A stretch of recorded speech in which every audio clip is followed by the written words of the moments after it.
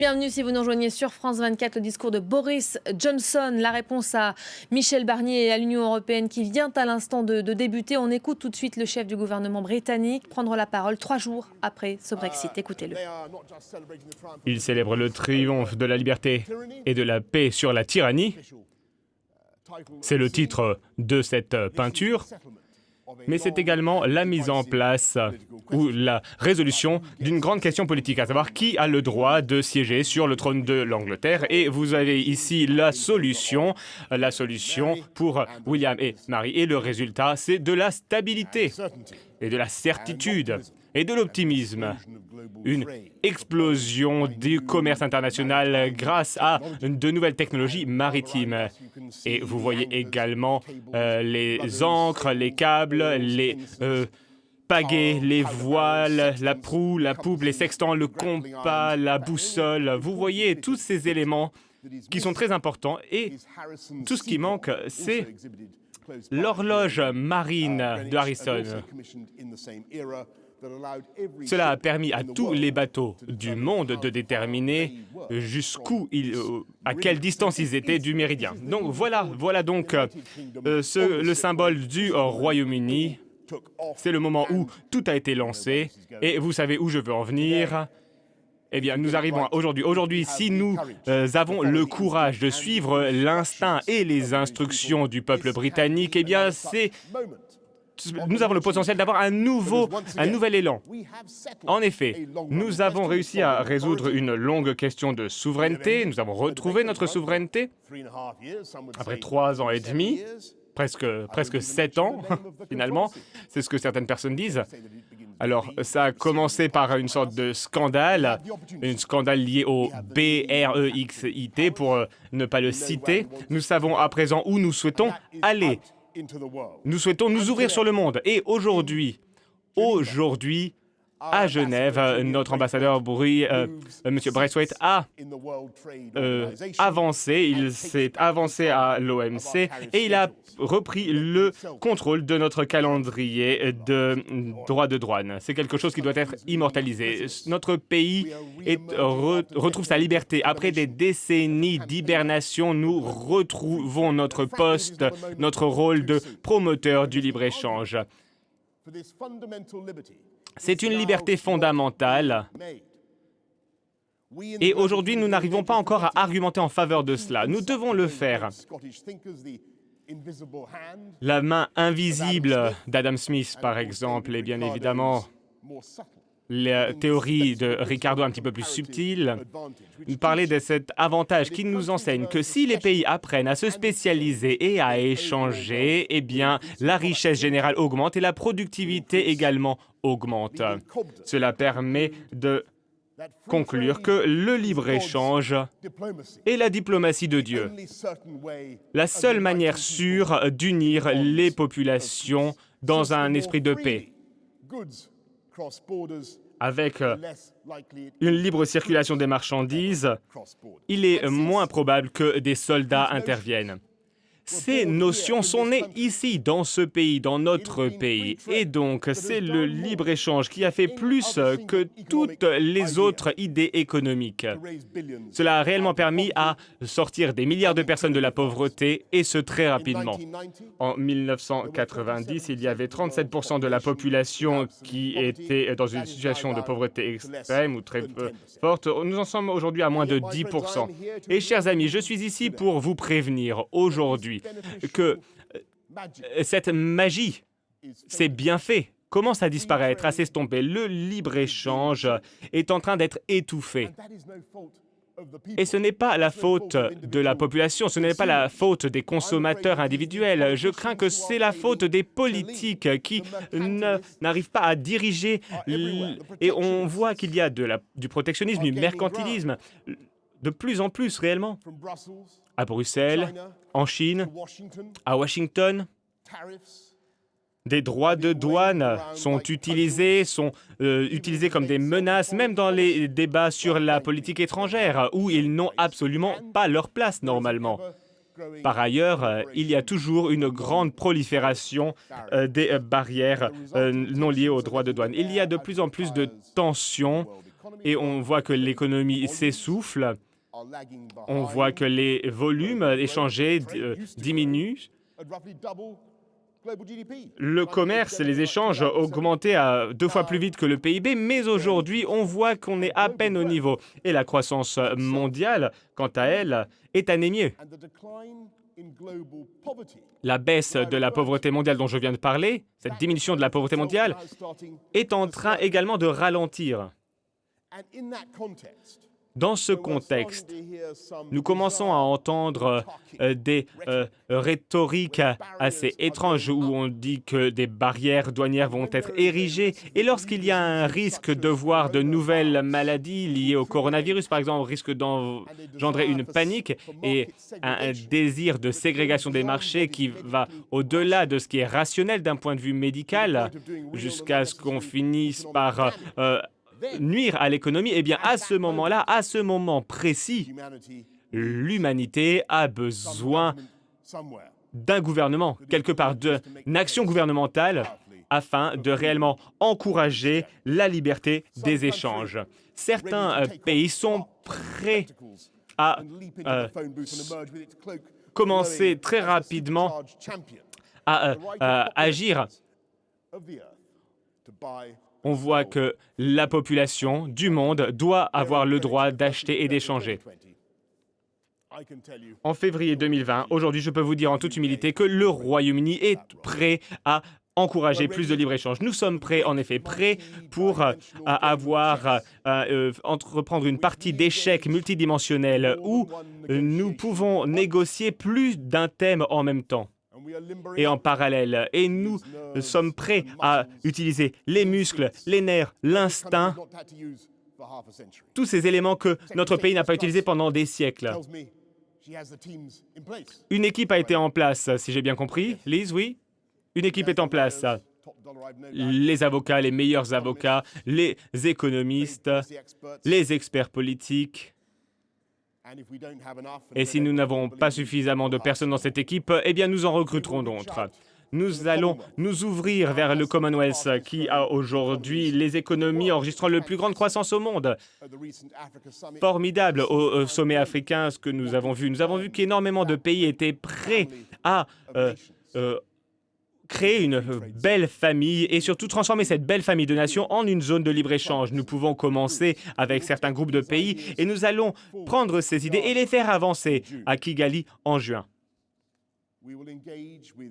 Nous allons travailler avec le Japon, nous allons nous ouvrir sur des pays dans le Pacifique avec nos amis, nos partenaires, l'Australie, la Nouvelle-Zélande, le Canada, vers qui nous avons tourné le dos dans les années 70. Nous allons nous tourner vers nos amis américains et je partage l'optimisme du président Trump. Et je dis à tous les naïfs, à tous les anti-américains de ce pays, s'il y en a, il a l'air d'y en avoir, je leur dis une chose. Grandissez un peu. Soyez un petit peu plus matures. Les États-Unis achètent déjà 1/5 de tout ce que nous exportons. Alors, bien évidemment, il va y avoir des difficultés, des obstacles. Nous avons encore certains problèmes au niveau commercial. Et si vous voulez exporter vers les États-Unis, il faut toujours faire face à 50 agents réglementaires différents. Il est temps de supprimer ou de limiter les droits de douane sur le whisky écossais, par exemple. Et bien évidemment, à tous les complotistes qui pensent toujours que le triangle des Bermudes existe ou qu'on va trouver Elvis sur Mars, on peut leur dire que la NHS ne va pas faire l'objet de négociations dans le cadre d'un accord de libre-échange. Et nous n'allons pas accepter une quelconque diminution ou révision à la baisse des normes liées au bien-être des animaux ou à la santé. Mais j'aimerais dire à ceux qui détestent les États-Unis, s'il y a des personnes comme ça dans notre pays, avec un accord de libre-échange, nous allons pouvoir être gouvernés par la science et pas par des foutaises. Il y a un énorme potentiel à développer et à exploiter. Et bien évidemment, j'en viens à un autre sujet où il y a encore plus de potentiel pour le Royaume-Uni. Nous souhaitons avoir un accord de libre-échange fort et une bonne relation économique avec l'Union européenne. notre ami historique, notre partenaire historique, notre voisin historique, et je vais également publier un document qui établira nos objectifs. Alors, dès le début, pour commencer, j'aimerais dire à nos amis une chose. J'aimerais vous rassurer. J'aimerais supprimer une idée reçue. Nous n'allons pas essayer de faire un nivellement vers le bas. Nous ne quittons pas l'Union européenne pour mettre à mal les normes européennes. Nous n'allons pas pratiquer de dumping, qu'il soit social, commercial ou environnemental. Alors, je le dis, nous le disons, mais vous pouvez également voir ce que nous faisons. Alors, j'ai parlé des 3 domaines, et il y a une certaine anxiété, une anxiété qui devrait être de notre côté de la Manche, pas de votre côté. Regardez par exemple les aides d'État. La France dépense 2 fois plus que le Royaume-Uni pour les aides d'État. Quant à l'Allemagne, c'est 3 fois plus. 3 fois plus de subventions pour baisser les prix, pas au Royaume-Uni. À vrai dire, l'UE n'a mis en place des limites aux aides d'État au Royaume-Uni que 4 fois, alors que c'était 9 fois contre la France, 45 contre l'Italie et 67 fois contre l'Allemagne, pour limiter donc les aides d'État. Il en va de même pour les politiques sociales. Et une fois de plus, j'aimerais supprimer cette caricature de la Grande-Bretagne qui serait en train de supprimer les droits des travailleurs et les droits environnementaux.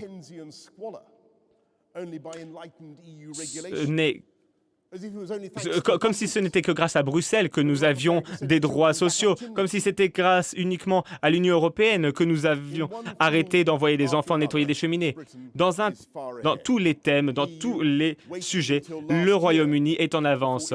Nous n'avons pas attendu avant de mettre en place un congé parental ou pour les pères de 2 semaines. Nous l'avons fait depuis longtemps. Dans l'Union européenne, on a le droit à des horaires souples ou à des horaires souples uniquement si on s'occupe d'une personne ou si on est parent. Au Royaume-Uni, tout le monde a le droit à des horaires flexibles, à des congés qui peuvent être demandés pour toute raison.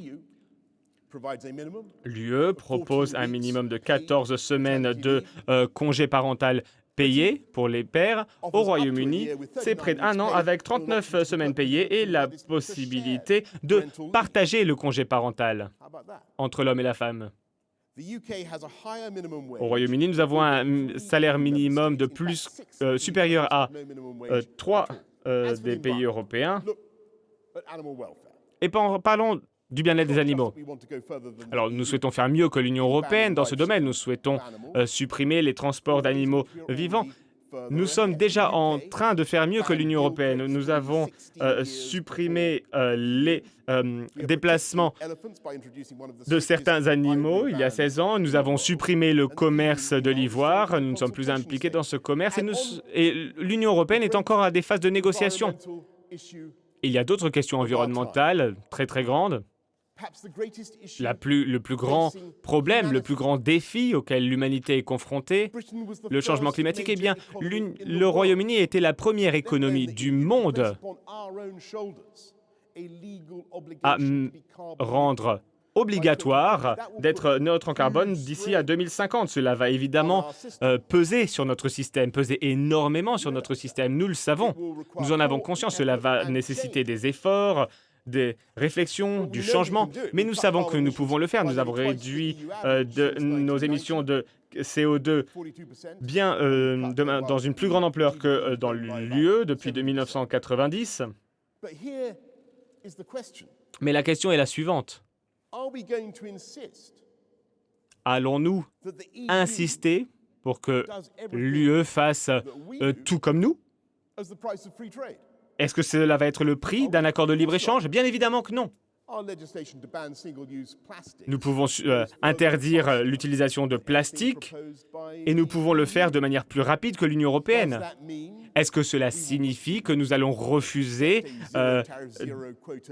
un accord de libre-échange avec l'Union européenne, avec pas de droits de douane, etc., à moins que l'Union européenne s'aligne sur toutes nos normes et toutes nos règles?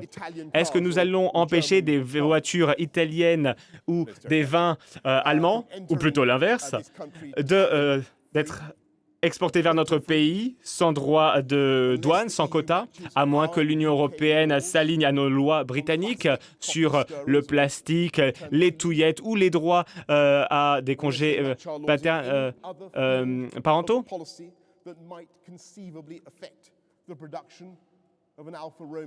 Est-ce que nous allons essayer d'empêcher des Alfa Romeo ou du Prosecco à venir dans notre pays?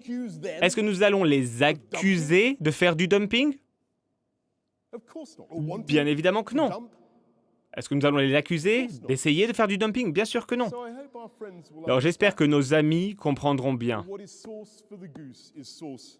que, comme on dit, la sauce pour la canne est la même que celle pour un canard. Il n'y a pas besoin d'avoir un accord de libre-échange pour accepter certaines lois de l'Union européenne sur la protection sociale, la limite des subventions, etc.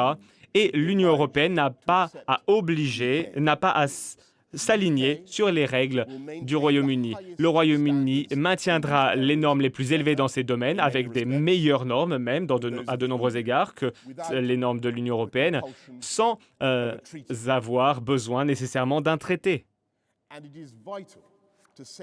Il est essentiel de le dire aujourd'hui, et de manière claire. En effet, très souvent, on nous a dit qu'il fallait choisir. Choisir entre un accès plein, un accès total au marché unique, ou alors un accord de libre-échange qui ouvre des marchés et évite d'avoir différentes réglementations européennes imposées au Royaume-Uni, comme on le voit avec le CETA, avec le Canada. J'espère que vous avez bien compris mon message. Nous avons pris une décision, nous avons fait un choix. Nous souhaitons un accord de libre-échange global similaire à celui dont bénéficie le Canada. Mais dans la faible probabilité où nous ne parvenons pas à négocier un tel accord, notre commerce devra se baser sur les règles de l'accord de divorce. Et soyons clairs, le choix n'est pas deal ou pas de deal. Accord ou pas accord, nous avons un accord, c'est fait. Et cet accord est prêt, comme je l'avais prédit. La question est de savoir si nous sommes prêts à avoir une relation commerciale avec l'UE comparable à celle dont bénéficie le Canada ou encore l'Australie. Et je n'ai aucun doute que, peu importe la situation, le Royaume-Uni prospérera. Bien évidemment, notre nouvelle relation avec nos voisins les plus proches iront bien plus loin que le commerce. Nous allons chercher à négocier des accords sur la sécurité pour protéger nos citoyens sans nuire à l'autonomie de nos systèmes juridiques respectifs. J'espère que nous pourrons trouver un accord sur l'aviation également, ce qui permettra d'avoir des vols à bas coût. Nous sommes prêts. Nous sommes prêts à nous pencher sur un accord sur le secteur de la pêche. Toutefois, il faut bien penser au fait que le Royaume-Uni va rester un État côtier indépendant à la fin de l'année 2020, un pays qui contrôle ses propres eaux. Et dans le cadre d'un accord, il y aura des négociations annuelles avec l'Union européenne qui utilisera des données scientifiques les plus récentes afin de s'assurer que les zones de pêche sont réservées ou accordent une priorité aux bateaux britanniques. Par ailleurs, dans un autre domaine, nous avons besoin de chaleur, de coopération, d'amitié, d'échanges, de va-et-vient, d'échanges qui sont très importants pour nos universitaires, nos étudiants, nos entreprises. Mais il n'est pas nécessaire de nous attacher à un accord avec l'Union européenne. Nous allons restaurer ou retrouver le contrôle souverain de nos frontières, de l'immigration, de la concurrence, des règles de subvention et d'aide d'État, des marchés publics et de la protection des données. Nous allons toujours coopérer avec nos amis européens pour les questions d'affaires étrangères ou de défense lorsque nos intérêts convergent, comme ils le font pratiquement toujours. Et comme ils le font toujours. Cela ne va pas nécessiter de nouveaux traités ou de nouvelles institutions, nécessairement. En effet, nous n'allons pas en avoir besoin pour une raison simple. C'est que le Royaume-Uni n'est pas une puissance européenne à cause ou grâce à des traités ou des lois. C'est parce qu'il y a des faits irrévocables, historiques, géographiques, linguistiques, culturels, d'instinct et de sentiments.